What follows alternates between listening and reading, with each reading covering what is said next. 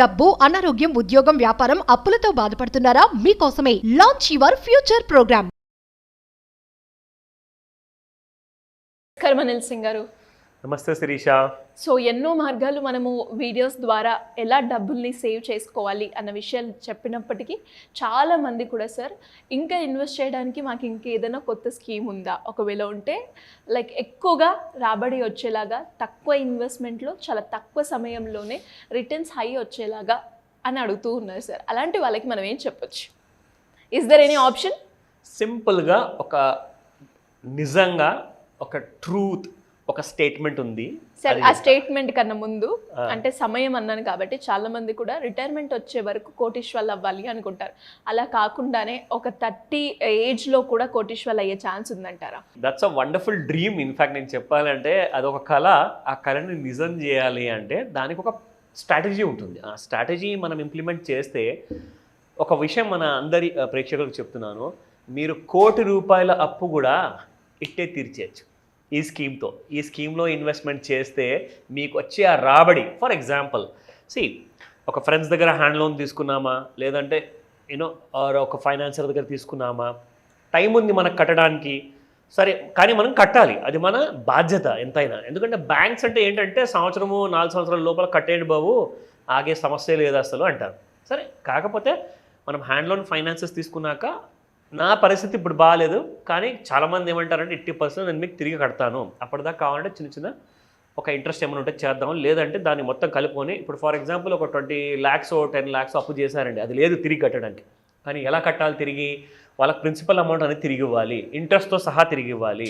అదేదో simple interest లాగా request చేసుకొని మన ప్రాబ్లం నుంచి బయటికి రావాలి అంటే ఫస్ట్ అండ్ ఫార్మోస్ట్ నేను చెప్పబోయేది, ఇప్పుడు మీకు ఒకవేళ జస్ట్ ఒక ₹1,00,00,000 మాత్రమే అవసరం ఉందంటే ఈ స్కీమ్లో ఇన్వెస్ట్మెంట్ చేయండి. Okay, yes. ఇది ఎక్కడే సార్ ఇన్వెస్ట్మెంట్ అంటే? ఏ ప్లాట్ఫామ్ అంటే? అబ్సల్యూట్లీ మన ఇండియన్ లీడింగ్ సెబీ ఏదైతే ఫ్రేమ్ చేసిందో, ఇది రికమెండేషన్ కాదు, మీ అందరి కోసం ఒక ఎడ్యుకేషనల్ ఇన్ఫర్మేషన్. సో ఇందులో ఏంటంటే సెబీ నిర్ధారిత సెబీ గైడ్లైన్స్ ద్వారా క్రియేట్ చేసింది చాలా మంచి ఈటీఎఫ్లో ఇన్వెస్ట్మెంట్ ఆపర్చునిటీ ఉంది. ఇందులో మీరు పెట్టుబడిగా పెడితే ₹5,000 మాత్రమే నెలకి, పర్ మంత్. ఎన్ని సంవత్సరాల పాటు? ఎస్, అది చాలా ఇంపార్టెంట్, అది మీరు ఖచ్చితంగా అడుగుతారు. సో మీకు అట్ ద ఏజ్ ఆఫ్ 20 yearsలో స్టార్ట్ చేశారా ఉద్యోగము లేదా వ్యాపారము, 22, 23, 24, 25, 30 years లోపలే ఏజ్ ఉన్నారు, ఎగ్జాంపుల్ చెప్తున్నాను, or even if you're 40 years age, పర్వాలేదు, మీరు ఏ ఏజ్ ఉన్నా మీరు పెట్టుబడి పెట్టచ్చు. నా కానీ మన కోసము ఒక అప్పు అనేది ఒక భారం ఉన్నది, లేదంటే అప్పు లేని వాళ్ళ కోసము నాకు ఒక ₹1,00,00,000 కావాలి, నేను కోట్లాధికారి కావాలి, దాని తర్వాత నేను కారు కొనుక్కుంటానా, ఇల్లు కొనుక్కుంటానా, అది నా ఇష్టం, తర్వాత చూసుకుంటాను. కానీ అప్పున్న వాళ్ళు కానివ్వండి, అప్పు లేని వాళ్ళు కానివ్వండి, మీ అందరికి కూడా ఈ ఐడియా చెప్తున్నాను. ఇందులో ఇన్ మల్టిపుల్స్ ఆఫ్ 5,000 పెట్టుకుంటే మీకే మంచిది. ఒకవేళ 5,000 పెడతారంటే ఆ స్కీమ్తో కూడా మీరు ₹1,00,00,000 సంపాదించవచ్చు. ఎన్ని సంవత్సరాలు అంటారా? అందరూ అంటారు, sir by the age of 59-60 years వరకు రిటైర్మెంట్ అయిన తర్వాత నేను కోట్లాధికారి అవుతానంటే అది కొంచెం ఎక్కువ, మరీ ఎక్కువ కాదు, సరే కొంచెం ఎక్కువ. ఎందుకంటే మనం అందరం కూడా 60లోనే మనము పని అనేది చేయడం ఆపేస్తాం, ఎందుకంటే మన హెల్త్ అవన్నీ కూడా మనకి ఆ టైంలో సహకరించాం. సో పాసిబుల్ ఉందా బిఫోర్ 60, బిఫోర్ 55, బిఫోర్ 50 అన్న పాసిబుల్ ఉందా అంటే ఎస్, పాసిబుల్ ఉంది అని చెప్తా. ఓకే, ఎలా సార్? అది ఎలా? మీరు ఇన్వెస్ట్ చేసే ఈ స్కీమ్లో ఫస్ట్ ఆఫ్ ఆల్ నేను మీకు ఒక చిన్న క్యాల్కులేషన్ అనేది చూపిస్తాను శిరీష, దాని తర్వాత మీకు ఒక ఐడియా వస్తుంది, ఓకేనా? సో ఇది అప్స్టాక్స్ వాళ్ళది ఒక సిప్ క్యాల్కులేటర్ అనమాట. ఇది ఎందులో పెట్టుబడి పెట్టాలో అది కూడా డీటెయిల్స్ చెప్తాను మీకు. నా ₹5,000 మంత్లీ సిస్టమాటిక్ ఇన్వెస్ట్మెంట్ ప్లాన్లో మీ భాగంగా మీరు ఇన్వెస్ట్మెంట్ చేస్తున్నారు ₹5,000. మీకు రాబోయే రాబడి బేసిక్గా మీరు బ్యాంకులో పెట్టినా కానీ మీకు అందులో వచ్చే రాబడి ఎంత ఉంటుందండి? 7 నుంచి 9% మధ్యలో. 9% అంటే అది కూడా మీకు జనరల్గా కాస్త రేర్ ఆపర్చునిటీ ఉంటుంది, లేదంటే మీకు సీనియర్ సిటిజన్ ఉండాల్సిందే, అప్పుడే మీకు 9% వరకు ఎఫ్డీలో రేట్ ఆఫ్ ఇంట్రెస్ట్ వస్తుంది. అక్కడ కంటే మీకు ఎఫ్డీలో ఒకవేళ 9% రిటర్న్స్ కావాలా, 7% కావాలా, మీరు డబ్బు మొత్తం ఒకటిసారి లంసం పెట్టాల్సి వస్తుంది. కానీ ఇక్కడ మీరు లంసం పెట్టట్లా, నెలకు 5,000 మాత్రమే మీరు పెడుతున్నారు, మీరు ఇంట్లో మిగిలించుకున్న సేవింగ్స్లో నుంచి. సో మంత్లీ పెడుతున్నారు కాబట్టి మీకు ఎఫ్డీ లాంటి రిటర్న్ కావాలంటే లంసం పెట్టాలి. ఇక్కడ అలాంటి హెడ్ఏక్స్ లేవు, మీరు నెలకింత పెట్టుకోవచ్చు. 12.5% ప్రకారంగా సంవత్సరానికి అగ్రిగేట్ యావరేజ్ రిటర్న్స్ అంటారు దాన్ని. AAR. సో దీనిలో మనం చూసుకుంటే 12.5% కంటే ఎక్కువ నాకు వద్దు. మీకు స్టాక్ మార్కెట్ చూసుకుంటే కనీసము 15% నుంచి 20% మధ్యలో ఈజీగా ఇస్తుందండి. నేనైతే 12.5% చెప్పాను.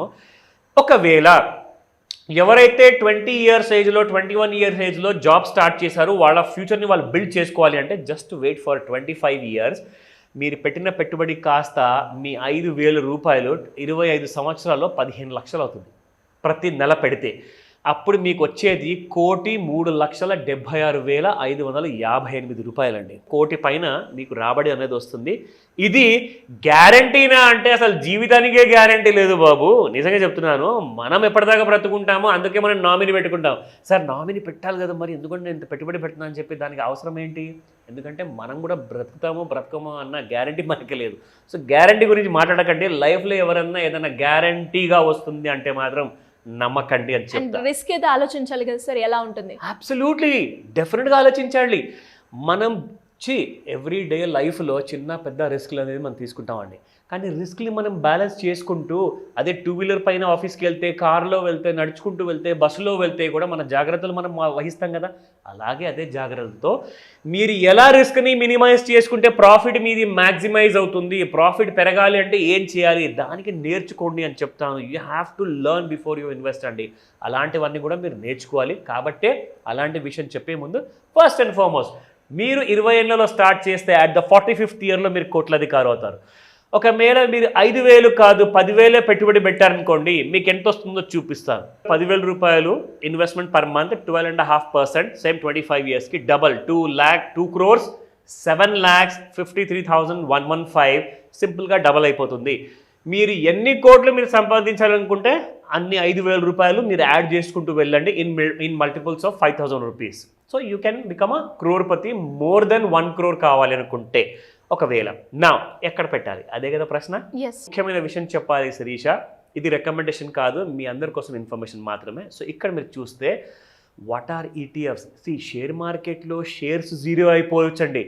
1,00,000 రూపాయల షేర్ కాస్త జీరో అయిపోవచ్చు, గ్యారంటీ లేదు. ఆ కంపెనీ ఎప్పుడన్నా మూతపడచ్చు. కానీ మీరు ఇండెక్స్ అంటే భారతదేశం ఎప్పటిదాకా అయితే ఒక 1000 సంవత్సరాల 1,00,000 సంవత్సరాల వరకు కూడా భారతదేశం అనేది ఉండబోతుంది. కాబట్టి మనిషి ఉన్నా లేకున్నా మీరు భారతదేశంలో ఉన్న ఎకానమీని నమ్మచ్చు, ఎకానమీలో ఉన్న నిఫ్టీని నమ్మచ్చు. సో కాబట్టి నిఫ్టీకి చెందిన ETFsలో మీరు ఇన్వెస్ట్మెంట్ పెడితే మీకు ఎంత వస్తుంది?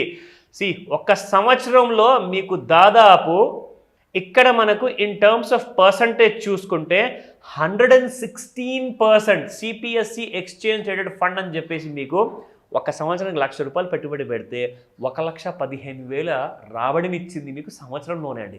సో ఇలాంటి ఫండ్స్ని మనం ఎలా హోంవర్క్ చేసుకోవాలి? గతంలో ఆ ఫండ్ డబ్బులు అన్ని ఇచ్చిందంటే రాబోయే ప్రతి సంవత్సరానికి ఇస్తుందని చెప్పి గ్యారంటీ ఉందా? లేదు కదా. మరి దానికి ఏం కావాలి? దానికి నేర్చుకోవాలి, రీసెర్చ్ చేయాలి. అంటే అది ఎలా చేయాలి, దానికి టెక్నికల్ అనాలిసిస్ ఏంటి, అవన్నీ కూడా నేను మీకు ఆ సహాయాన్ని అందిస్తాను ఖచ్చితంగా. సో ఇక్కడ మనం ముఖ్యంగా చెప్తే ఇలాంటి కైండ్ ఆఫ్ ETFsలో మీరు పెట్టుబడి పెడితే ETF ఎప్పుడు జీరో కాదు. ఎందుకంటే నిఫ్టీ ఇండెక్సెస్ జీరో కాదు కదండి. అందులో ఉన్న కంపెనీస్ కాస్త జీరో అయిపోయినా కానీ ఆ కంపెనీస్ని తీసేసి మళ్ళీ NSE సెబీ ఏం చేస్తుంది, వేరే కంపెనీస్ని పెడుతుందన్నమాట. నిఫ్టీ 50 కానివ్వండి, నిఫ్టీ 100 కానివ్వండి, నిఫ్టీ 500 కానివ్వండి, అన్నిట్లో కూడా కంపెనీస్ పేర్లు మారుస్తూ ఉంటారు. కాబట్టి నిఫ్టీ ఊపిరి ఎప్పుడు ఆగిపోదు. మన కంట్రీకి ఎకానమీకి బ్యాక్ బోన్ అంటే మన ఇండెక్స్. కాబట్టి ఇలాంటి ETFsలో ఎలా ఇన్వెస్ట్మెంట్ చేయాలో ఆ డీటెయిల్స్ అన్నీ కూడా నేను చెప్పగలుగుతాను. ఇలా ఎవరైనా కూడా ఇన్వెస్ట్మెంట్ ప్లాన్ చేసుకోవాలి, దానికి మీ గైడెన్స్ కావాలి అనుకునే వాళ్ళు మిమ్మల్ని ఏ రకంగా అప్రోచ్ అయ్యే ఛాన్స్ ఉందంటారు sir? Directly first and foremost ఏంటంటే ఇది ఒక చాలా ఇంపార్టెంట్ విషయము. ఆల్రెడీ మనకు కొత్త గవర్నమెంట్ అనేది వచ్చేసింది. సో కొత్త పాలసీస్ వచ్చాయి, కొత్త విధానమైన న్యూ ఇన్వెస్ట్మెంట్ స్కీమ్స్ వచ్చాయి. కాబట్టి త్వరపడని చెప్తాను, చాలా important. Any kind of debts ఉన్నాయా, అప్పులు ఉన్నాయా, ఎలా తీర్చుకోవాలి, ఆ అప్పుల్ని ఇప్పుడు మనం ప్లాన్ చేసుకుంటూ కొంచెం కొంచెం తీర్చుకుంటూ వెళ్తే తర్వాత మన పాకెట్లో ఏం మిగలేదు. కాబట్టి మన ఫ్యూచర్ కోసం ఎలా ప్లానింగ్ చేసుకోవాలి, మీరు డెఫినెట్గా ఇలాంటి కైండ్ ఆఫ్ స్కీమ్స్లో ఇన్వెస్ట్మెంట్ చేస్తే మీకు మోర్ దెన్ 1 crore లాంటి రాబడి వస్తుంది. అది ఎలా మనం తెచ్చుకోవాలి, దానికి నేర్చుకోవాల్సి వస్తుంది. ఫస్ట్ అండ్ ఫార్మోస్ట్ ఏంటంటే మీ క్రెడిట్ స్కోర్ పడిపోతే ఏం చేసుకోవాలి, ఎలా మనం క్రెడిట్ స్కోర్ని పెంచుకుంటే మనం లోన్స్ కోసం ఎలిజిబుల్ అవుతాము. దాంతోపాటే మీకు కావాలి ఒక బిజినెస్ స్టార్ట్ చేయాలనుకుంటున్నారా, ఆర్ మీకు ఒక స్టార్టప్ లోన్ కావాలా, బిజినెస్ లోన్ కావాలా, మీరు పోర్ట్ఫోలియోని క్రియేట్ చేయాలనుకుంటున్నారా, అవన్నిటి కోసము we have a class online and offline both వేస్గా ఉంది. అండ్ 7th of July రోజున మార్నింగ్ 11 AM నుంచి 4 PM వరకు ఇది ఒక ఆన్లైన్ ప్లస్ ఎక్స్క్లూజివ్గా మీకు ఆఫ్లైన్లో కూడా నాతో పర్సనల్గా కలవచ్చు మీరు ఈ క్లాస్లో. సో ఇందులో ఏంటంటే మీకు ఆ డీటెయిల్స్ అన్నీ కూడా కావాలి అనుకుంటే ఖచ్చితంగా మీకు స్క్రీన్ పైన కనిపిస్తున్న నెంబర్కి కాల్ చేయండి లేదా వాట్సాప్ మెసేజ్ పంపించండి. మా టీం మీకు పూర్తి సహాయం అందజేయడానికి పూర్తి ప్రయత్నాలు చేస్తారు. Thank you sir, thank you so welcome much. Sirisha. Suman టీవీలో మీ పర్సనల్ అండ్ బిజినెస్ ప్రమోషన్స్ కోసం కింది నెంబర్కి కాంటాక్ట్ చేయండి.